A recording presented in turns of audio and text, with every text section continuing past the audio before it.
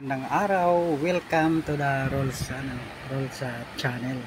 So guys, araw ngayon ng kagitingan. Kaya nasa bahay na naman. Oras na naman para ako na may magluluto. Yan guys, ang ginluto ko ngayon. Nagluto ako ng laing. Ang lahok niya yung yung ilang piraso na alimasag at saka hipon. At saka may kasama yan guys na daing para lalong pampagana ng pagkain guys. At saka yan may sausawan ako na yung gawa namin na suka. Masarap yan guys kasi ang linaho ko na nyug 2 peraso. Pinakayod ko. Yun ang yun ang linaho ko guys. Kaya masarap.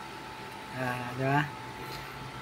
Kaya sa bahay tayo ngayon, kaya ako'y nagluluto ako'y nakatuka pag nasa bahay ako po yung nagluluto. Kaya yun, relax sila sa bahay, ang misis ko at saka mga anak. Ito guys ang simula namin. Yan ang misis ko, naghahintay na naman. Inaabangan lagi yung luto ko. Yan ikot-ikot muna tayo ng camera para ayun guys, pakita ko ng lulutuin ko. Yan yan ang laing. Hinimay-himay na namin yan guys. Yung laing na yan. Para ma-ready na siya pag yan guys, ang gata, 2 nyug yan guys. Paalinamnam. Yan, konting piraso lang na alimasag at saka hipon para may lasa naman. Yan ang guys, daing, para lalong lumasa ang kinakain. Dito natin pero mas sa amin dati doon sa probinsya dati, iniihaw namin lang, hindi na kami nagpiprito Ito guys, yun ang natin muna, papulahin natin yung yung alimasag at saka hipon, yung panlahok natin para pag isa naman natin siya mamaya. Luto na nga yan, pwede na nga din kainin papulahin muna natin yan sa kawali. Mga lang yan, mabilis lang yan, mga ilang minutos lang, na yan, luto na yan. Lagyan natin ng kunting asin para kahit papakin mo na yan habang nagluluto. Ito, hintayin natin maluto. Ang bilis naman maluto,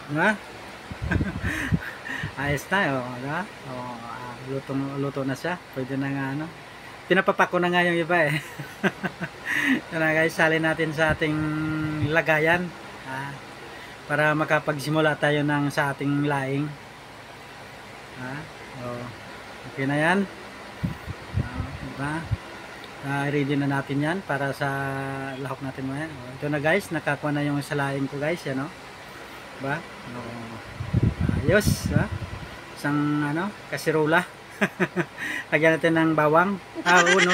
Sorry, dapat bawang na banggit ko. Luya pala, sibuyas at saka luya lang. Ba't nasa isip ko yung bawang? Yan guys, lagyan natin ng shrimp cube. Masarap siya pag mayroong shrimp cube. Kunting asin lang dadagdag natin naman kasi na yan siya malasa na rin yan. Hintayin natin na kumulo.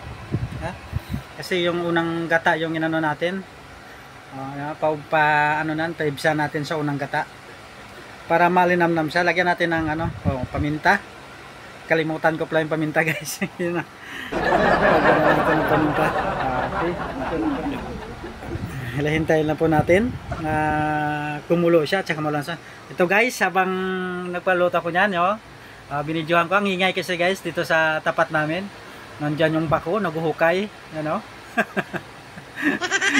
mga dumadaan nga guys sa gilid lang, yan, may mga kasama nila guys, nagta-traffic, yan, traffic sa harapan namin guys, tapos ang ingay pa, hindi kami magkaintindihan, hindi mga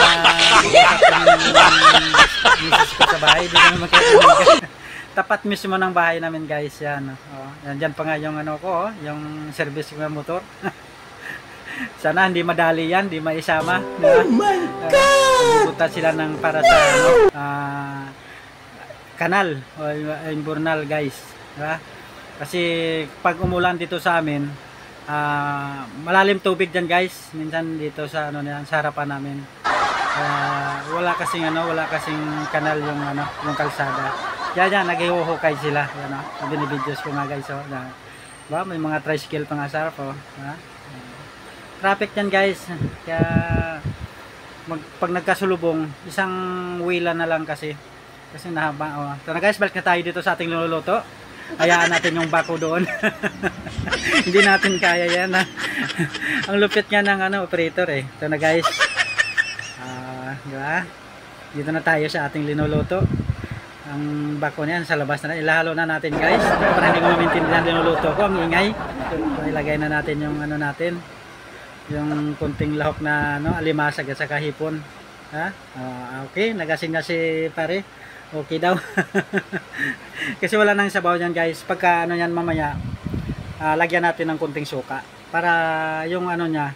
Kasi minsan pag walang suka kasi yung nangingiliti kasi yan eh. Hindi, alam nyo na, di ba? Medyo makati-kati kunti yung pag hindi ka masyadong marunong magluto ng laing, diba? Kaya ganyan lang naman yan. Habang pinapakuluan ko, hugas-hugasan ko muna yung mga ginamit ko guys, para pagkatapos ko luto, tapos na rin yung malinis na rin yung lababo. Oh my God! Ganyan lang ang buhay. Luto, hugas, ganyan. Hinalo natin yan. Hintayin lang natin ng mga ilang minutos. Pag medyo mawala na yung sabaw, kasi may kunting sabaw pa konti eh. Pag medyo na talaga siya, wala na talagang sabaw, saka na naman natin yan. Kaya kaka na natin lagyan ng kunting suka. Huwag naman masyadong maraming suka kasi maasim naman pag maraming suka. Kung tansyado mo lang din ang dami ng suka. Para yun naman yun sa mga tingate yan guys. Tuloy-tuloy ngayon ako, nakalimutan ko. Kaya yung videos ko medyo mahaba-haba yung videos ko guys, sana masubaybay nyo hanggang dulo. At saka pala guys, shoutout pala sa taga kantin, lagi nagpapashoutout sa akin, kantin ng yung dilab. Sila si Risley at saka si Romel, at saka si Bro Chares, mga kuha namin sa kantin. Yun ang mga masisipag namin sa kantin guys. Talagang kuhan kami sa kopi, di ba? Talagang mamamaya kopi, di ba? Naka-4 na beses nagkopi, minsan na 3-4 talaga naman, nahilig pa naman ako sa brewed coffee. Brewed coffee. Ganun lang ba guys. At saka sa mga boss ko, shoutout sa inyo lahat kung sino man nakapanood sa boss ko. Saka sa mga kasama ko sa trabaho, si Tin, shoutout Tin, at saka si Tanks, saka si Joseph Boy, saka si Ross, at saka si Sunny Boy. Mga mga masisipag kong mga kasama sa trabaho. So ito na, balik tayo dito sa ating linuluto. Sana guys mapanood nyo hanggang masubaybay hanggang matapos ang videos ko guys. Ito, lagyan na natin ng ng suka. Mga mga uy. isang salok lang na suka guys. Parang kunti dalagdagan mo kunti kasi ito parang hindi naman makakalasa yan eh, diba? Mayroon naman na kasi importante din yung suka guys, para yan sa doon sa laing, kunting asin kasi parang medyo matabang-tabang kunti, para masarap naman.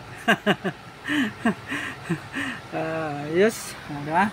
Kaya guys, subukan nyo magluto ng tulad ng pagluto guys. Kaya lang mapaparami ka ng kain ng kanin kasi sa mga ganitong luto kasi maalinamnam siya. Masarap talaga. Kaya lalo pag may kasi yung pagluluto ko, magluluto pa ko niya ng magpa-fried pa ako ng ng daing, kaya medyo masarap talaga. Maparami ka ng kain. Ako nga pagkain ko hindi ko na kinuwan lahat. Di ba? Luto na, di ba? Hindi pa pala, sorry. Lagyan natin ng pala, hindi pa nilagay yung yung pinakahuli na yung gata, yung unang piga ng gata, di ba guys? Luto na nga Saka mo sanang haluin guys, pag luto na yung lutong-luto na yung gabi. Kasi pag hindi pa luto yung gabi, tapos sinalo mo na, yun ang ano, Makati. Pero sa amin, hindi namin nahalo yun. Hahaluin lang namin yun pag lutong-luto na talaga. Yung malambot na talaga siya. Ha? Kaya, yan diba? Pagkatapos yan ano ko guys, pinapakita ko na yung daing. Yan ang ipa-fry ko pagkatapos yan. Lagyan natin ng sili para medyo maanghang, di ba? Masarap yan pag maanghang. Kuhanin to guys, kung nagustuhan to guys, pa-share naman, di ba? Ito na guys, pa-share naman, saka subscribe naman sa YouTube at saka sa sa Facebook page. Ito na guys, magano na ako guys. Magpa-fried na ako ng daing. Dagdag lasa, di ba? Dagdag sarap pala na kasi medyo maalat-alat yung daing. Kaya maparami ka ng kain lalo. Kaya yung mga ko, yung nakadalawa nga ako hindi ko na pinakita yung pangalawa kong kain. Kasi sobrang haba na ng videos guys. Ito na guys, kinakamay ko na guys, may mga kamay na kamay na bakal, di ba? Joke. Ang titibay ng kamay, di ba? Kumukulong mantika. Joke yun, di ba? Huwag yung gayahin to guys. Baka mamalat yung kamay. Ikaw kinakasin din na makapasok sa trabaho kasi namaga yung kamay. Nakuha ng mantika, di ba? Naluto ng mantika. Diba? Sinya si pare. Di ba? Balabaliktad lang yan guys. Yan, di ba? Ang sarap niyan. Ano yan isda, sabi ng hindi ko masyadong kilala na yan yung klaseng isda dalagang bukid daw yan, na malaking dalagang bukid. Ako kung anong klase basta bumibili ako kasi hindi naman tayo tabing dagat.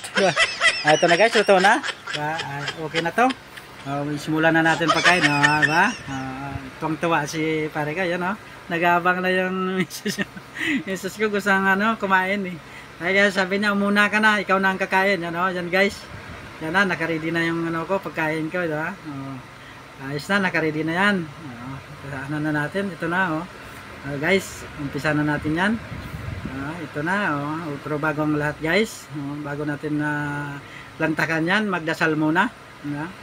Kaya meron pa, pinapakita ko pa yung yung sosawan, yan para match dyan ang gawa namin na suka. Ito, bagong lahat, magdasal muna.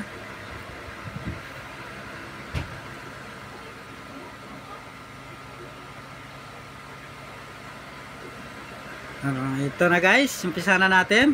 Sino yung kung sabay na kayo guys, kumuha na ng plato at kanin, di ba? Para magana yung kain natin, di ba? Ganun daw yun, pag maraming kumakain, magana daw di ba? Ito na, kuha na tayo, sasali na tayo ng suka. Ang sausawa natin. Ang sarap niyan, di ba? Ito na, lahing, talaga namang tuyong-tuyo yan guys sa pagkaluto, wala siyang sabaw para malinamnam kasi sa gata yung talagang nakaluto sa kanya. Yang sarap, sulit. Ito na. Unang subo para sa inyo guys. Yan. So, unang ang sarap, diba? Ramdam na ramdam, ang sarap Tsaka hindi sa guys tulad sa ibang panluto, medyo Makati. Pero sa amin hindi kasi nahalo namin yan, lutong-luto na siya. Diba? Ito, pa natin, ito pampadagdag to ng gana ng pagkain, diba? Nakapal ng ang kapal ng laman niya, diba? Talaga namang diba? Hinugasan ko yan guys, hindi ko lang pinakita sa ko kanina sa pagbibideo ko. Hinugasan ko siya kasi para mabawas-bawasan yung kung sobrang alat niya, mabawas-bawasan, diba? Pag hinuhugasan mo tapos pa-fried. Dami na patuloy-tuloy yung subo ko, talagang talagang hindi na siya maawat sa pagka daming ko dami. Punong-puno yung kamay ko. Talagang pasarap talaga ako nan guys. Kaya samahan nyo ako guys sa aking video. Sana naman panood nyo to guys, at saka ma-appreciate nyo yung ganitong pagluluto. Kahit hindi naman siya mga karne, mga gulay, di ba? Gulay lang naman, mahilig ko sa gulay, di ba? Sana yung Sana ma-appreciate nyo nito guys. Oh. Nakatingin lang sa akin yung mga kasama ko sa bayon. Kasi ang ano ko tuloy-tuloy yung subo ko Kasi naghihintay din sila. Pagkatapos ko sila naman kakain. Kuha agad yung tuyo. Talagang gustong-gusto ko rin tuyo. Talagang ano yan guys. Swabing-swabi siya. Lalo na pag ano, mga sa babaunin mo, ganyan. Tapos mga nagpipiknik kayo. Kasama yung mga buong pamilya mo, pipiknik kayo, tapos babawon kayo, tapos may ano yun, tuyo, ganyan. Tapos mga ganyan mga ulam. Nako, sarap na sarap nan guys. Tapos mga sa tabing dagat, kung naman ilog, di ba? Mga ganon yan. Sarap yan. Tapos naliligo kayo, Talaga naman. Kaya lang ang tanong, kailan kaya? Hindi pa kami guys hindi pa kami nakakaligo. Simula nga pumunta ako dito guys sa sa Maynila, hindi pa kami nakakaligo sa sa dagat. Di ba? Sa ilog siguro, baka naman sa Montalban, sa Wawa Montalban. Kasi maraming kamag-anakan ko yan guys sa Wawa Montalban. Kaya malaking ilog doon. Saka maraming maraming nagapupunta doon ng mga taga Maynila. Kaya kuwan tayo. Kung sino mahilig maliligo sa mga ganyang mga tabang ilog doon yan guys sa Wawa, ang ganda din doon. Pero dito sa dito sa amin sa Taytay, meron din dito guys na kailang bandang Antipolo yata. Pero wala kang guys, kasi magastos din. Ay wala tayong pera na panggastos. Pamasahe pa lang laki-laki na ang pamasahe, di ba? Kaya wala tayong doon, hindi tayo makapag-excursion sa mga ganyang lugar. Sana nga balang araw. Wala guys. Talagang simot-simot ko na yung laman ng plato ko. Kaya ito guys, pa-share na lang guys kung nagustuhan itong videos ko guys. Diba? Ito para kung sino naman yung mahilig sa mga ganito mga luto, di ba? Saka alam ko to mga taga Bicol, ito mahilig din to sa mga ganitong luto ang ganito din ang nila, ganito din ang mga menu nilang mga linuluto, yung mga gabi. Ayos, di ba guys? Di ba? Kasi pare ko, tubig muna bago tayo magpapaalam.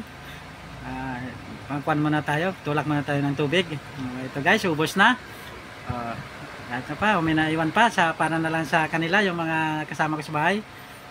Nisasyasan ako. Ito guys, kung paalam na, maraming salamat. Thank you for watching. Bye bye.